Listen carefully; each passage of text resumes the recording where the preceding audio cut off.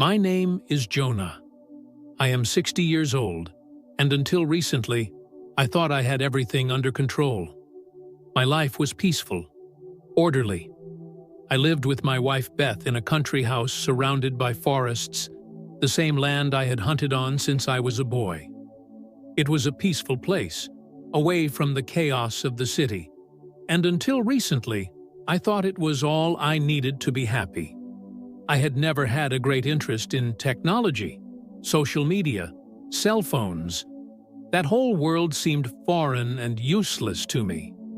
I had grown up with my hands dirty from the soil, working hard, and I liked living simply. Then one day, my son Adam, my firstborn, decided that I needed to update myself. He had come to visit for a weekend, as he often did, and while we were talking, sitting on the porch with a beer in hand, he said to me, "Dad, why don't you sign up for social media?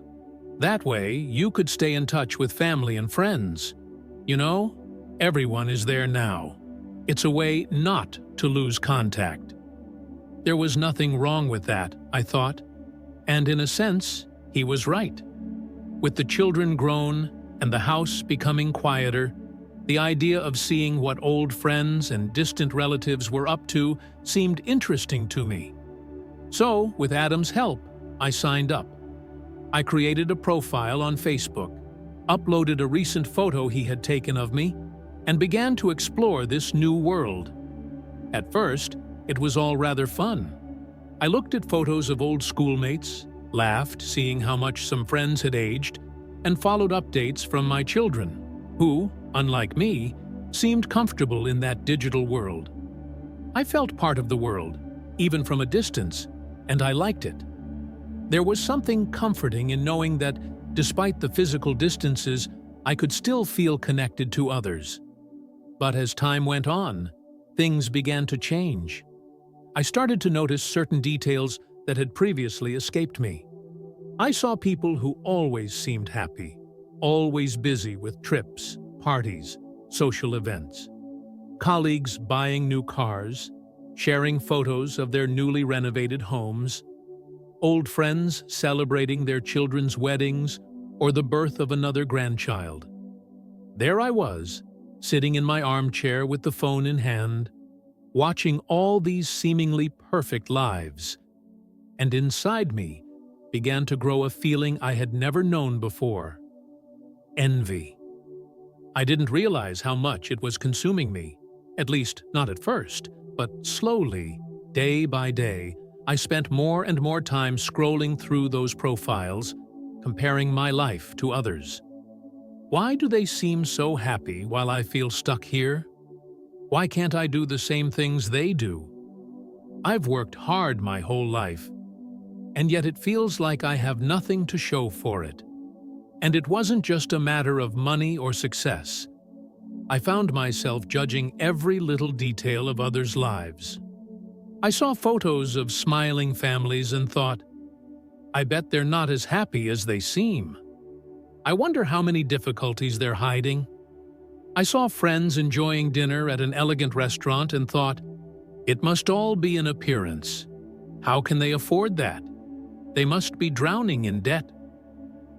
As time went on, my habit of checking social media became a true obsession. Every morning before getting out of bed, I would take the phone and check what had happened overnight. Every break during the day, every free moment, I spent watching other people's lives and inevitably judging them. The most unsettling thing, however, was that I wasn't even aware of what was happening. I convinced myself that I wasn't doing anything wrong. I never commented on others' posts, never openly criticized anyone. They were just thoughts I kept to myself. No one would ever know them. No one would ever be hurt. But that wasn't true, and I wouldn't understand until much later. One Saturday morning, I decided to step away from everything for a while. I felt the need to return to simple things, to reconnect with nature. Beth had gone out to run errands, and I took my rifle, as I often did in the fall, and headed toward the woods behind the house. Hunting had always been my way of finding peace. The tranquility of the forest, the sound of the wind through the trees, had always calmed my soul. That day, however, something was wrong. I couldn't shake the thoughts swirling in my head. The night before, I had spent hours looking at the posts of an old high school friend. He had always been a bright guy, but I would never have called him successful. Yet, there he was, posting photos of a brand new boat with his smiling family. How does he do it? I wondered. What does he need a boat for? He's just trying to show off. I felt bitter, even though I didn't want to admit it. I was angry for no real reason, and I couldn't shake that feeling off. As I walked along a steep trail in the woods, lost in my thoughts, I didn't notice a wet stone hidden under a layer of leaves. I took a wrong step and slipped. In seconds, I lost my balance and rolled down a ravine. I felt a sharp pain in my head when I hit a rock, and then everything went dark. I don't know how much time passed, maybe minutes, maybe hours, or perhaps just a few moments. But when I opened my eyes, I found myself in a place I had never seen before, and it certainly wasn't the forest where I had fallen. I was surrounded by a desolate expanse. The ground beneath me was black and burned, as if a fire had devastated everything. The air was heavy, suffocating, and every breath burned in my lungs. I looked at the sky, but there was no light, only a red darkness streaked with flashes of lightning that cut through the gloom. There was no wind, only an eerie silence occasionally interrupted by distant screams that chilled my blood. I didn't know where I was, but a part of me understood immediately. I was in hell. I slowly got up, my body still aching from the accident, and looked around me. There were no trees, no animals, just desolate land filled with cracks from which tongues of fire and smoke emerged. As I walked, I saw figures emerging from the shadows. They weren't monsters or beasts, but human beings, people. But they weren't alive, or rather, not like I was. They were tormented souls. Their bodies were distorted by pain, their faces twisted in expressions of suffering. They were screaming, but their cries seemed muffled, as if coming from a distant and unreachable place. I approached, but couldn't clearly hear what they were saying. Then something happened that deeply disturbed me. Among those tormented souls, I saw faces I recognized, men and women I had seen in church, old friends, colleagues. Their mouths moved, but they didn't emit sounds I could understand. Some of them had their hands raised toward the sky as if in prayer, but the sky didn't respond. No one responded. They were alone, trapped in that endless torment. I stopped abruptly when one of those figures passed by me. It was a woman, her face consumed by suffering, but there was something familiar about her. I looked more closely and realized with horror who she was. Mary, a woman who attended the same church as me. She had always had a complicated life, but despite everything, she had tried to maintain her faith. Now, however, her soul was there, trapped in eternal agony. As I watched, I felt a presence behind me. I turned sharply and saw a figure emerge from the shadow. It wasn't like the other souls wandering that place. It was a demon, but not just any demon. Its face was human, but twisted by pain and suffering, as if it had known redemption but had lost it forever. It had deep, hollow eyes and stared at me with a gaze that penetrated to the very depths of my soul. "Who are you?" I asked, my voice broken by fear. The demon looked at me for a moment, then spoke in a low, resonant voice that seemed to come from the bowels of the earth. "I was like you once. I was a devout man, a preacher. I lived a life of prayer, led people toward faith. At least, that's what I thought. But inside, my heart was corrupted. I judged others, feeling superior. I looked at their lives and envied them, but I never voiced it. I thought I was saved because I wasn't acting visibly, but my heart was full of poison, and that poison brought me here. I felt my blood run cold. The demon's words were like a blow to the heart. I realized he was talking about me. I wasn't different from him. Every judgment I had made, every time I had envied others' happiness, was a step toward my condemnation. I had believed my thoughts were harmless, that they had no consequences, but now I saw the truth. I never did anything wrong, I stammered, trying to defend myself. I never said anything to anyone. They were just thoughts. I never hurt anyone with my words. The demon slowly shook his head, almost with pity. It's not just what you say out loud that matters. It's what you nurture inside you. Judgment, envy. Jesus taught us to live with compassion, not to judge others. But you chose to watch, to criticize without ever trying to understand. You lived a life of comparison and disdain, and now you pay the price. Those words hit me like a hammer. Every time I had judged someone, every time I had envied others' happiness, I had built a prison for my soul. And now I was forced to look at myself for what I had truly become. Then the demon approached and looked me straight in the eyes. "But it's not too late," he said with a surprisingly gentle voice. "You're different from me. I see a good light in you. Maybe there's still a chance." I fell to my knees. My heart was full of remorse. Everything I had done, all the judgment I had nurtured inside me, poured over me like an overwhelming wave. I felt small, insignificant, and finally saw the true weight of my sin. With my hands clasped, I looked up to the dark sky and prayed, "Lord, forgive me. I have lived without understanding.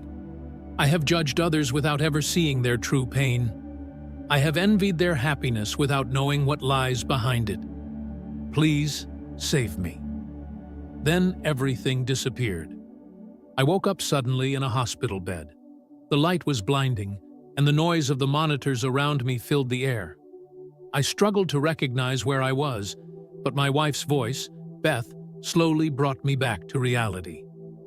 "Jonah, you're awake," she said, her voice trembling with emotion.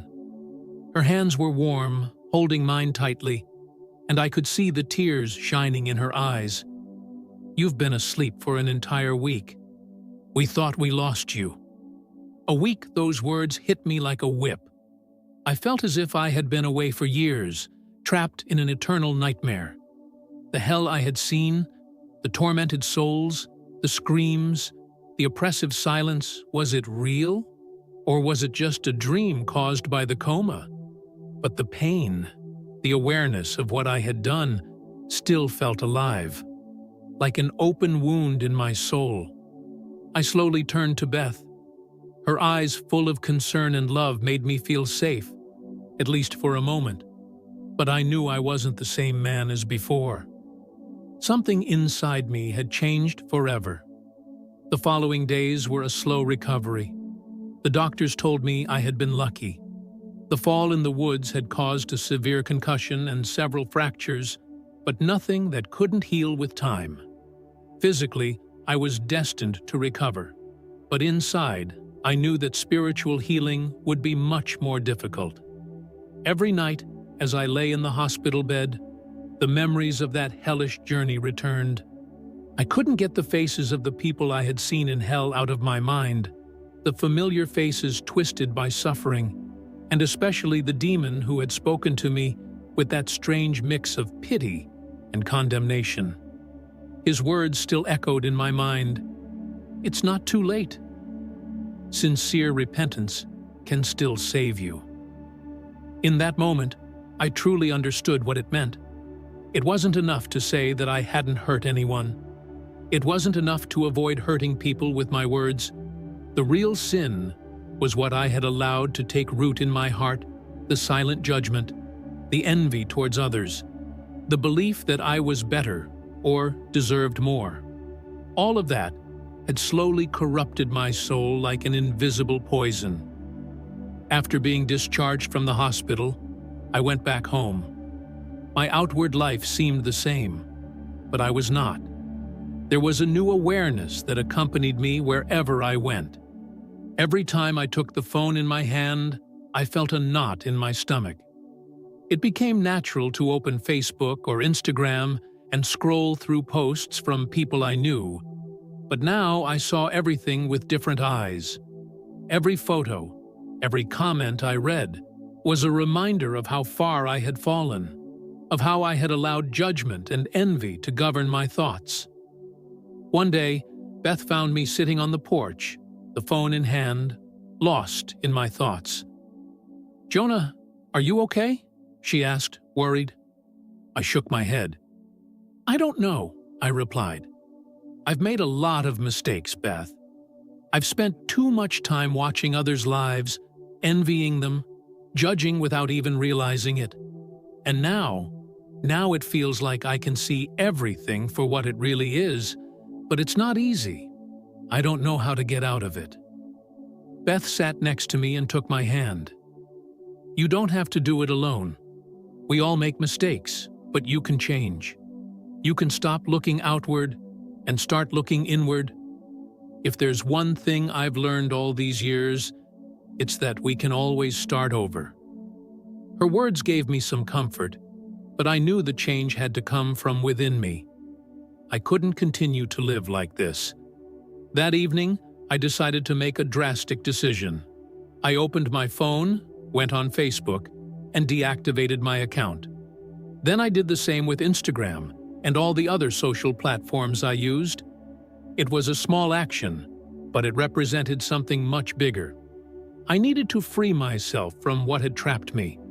I needed to stop constantly comparing myself to others and looking at my life through a distorted filter.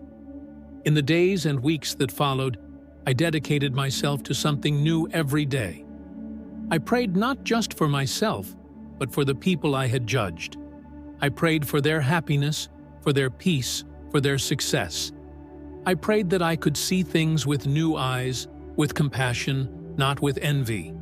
And slowly, very slowly, I began to change. Every time I felt judgmental or envious, I would stop and reflect. I would ask myself, why am I thinking this? What is inside me that needs to be healed? And in that process, I learned something valuable. Judgment and envy don't come from others' lives. They come from a lack of acceptance of one's own life. It wasn't an easy process, nor a fast one. There were days when I still felt full of bitterness, days when old Jonah resurfaced, but I kept fighting. I knew I could no longer afford to go back. One day, I found myself in the woods again, the place where it all began.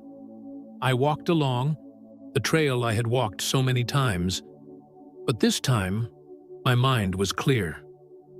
I felt the wind through the trees, the smell of the damp earth beneath my feet, and for the first time in a long while, I felt at peace.